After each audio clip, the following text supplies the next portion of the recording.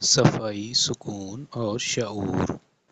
انسانی زندگی میں صفائی کو عموماً ایک عام گھریلو کام سمجھا جاتا ہے، مگر حقیقت میں یہ صرف ظاہری ترتیب تک محدود نہیں بلکہ باطنی سکون سے بھی گہرا تعلق رکھتی ہے۔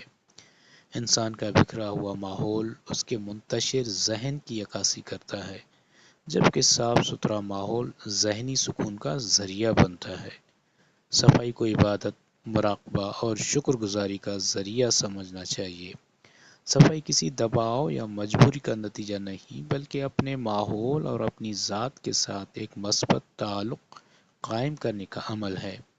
صفائی کے مختلف پہلوؤں کو ایک منظم انداز میں بیان کیا گیا ہے کہ صبح کے معمولات سے لے کر رات کی خاموشی تک ہر عمل کو ایک روحانی سبق کے ساتھ جوڑا گیا ہے۔ خاص طور پر یہ بات قابل ذکر ہے کہ باتھ روم کی صفائی کو بھی ایک مقدس عمل قرار دینا چاہیے جو شکر گزاری اور جسمانی صحت کی علامت ہے۔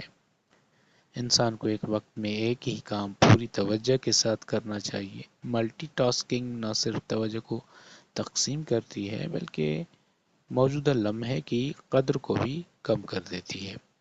جب انسان مکمل یکسوئی کے ساتھ کسی کام میں مشغول ہوتا ہے تو وہ عمل مراقبہ کی صورت اختیار کر لیتا ہے۔ صبح کے وقت مختصر صفائی پورے دن کے لیے ایک مثبت آغاز ہے۔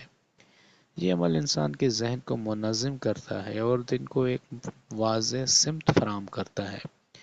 صفائی کا اصل مقصد ایک مکمل اور بے عیب گھر حاصل کرنا نہیں بلکہ ایک پرسکون ذہن پیدا کرنا ہے۔ زندگی میں بے ترتیبی کا آنا ایک فطری عمل ہے، مگر روزمرہ کی چھوٹی چھوٹی عادتیں انسان کو دوبارہ توازن کی طرف لے آتی ہیں۔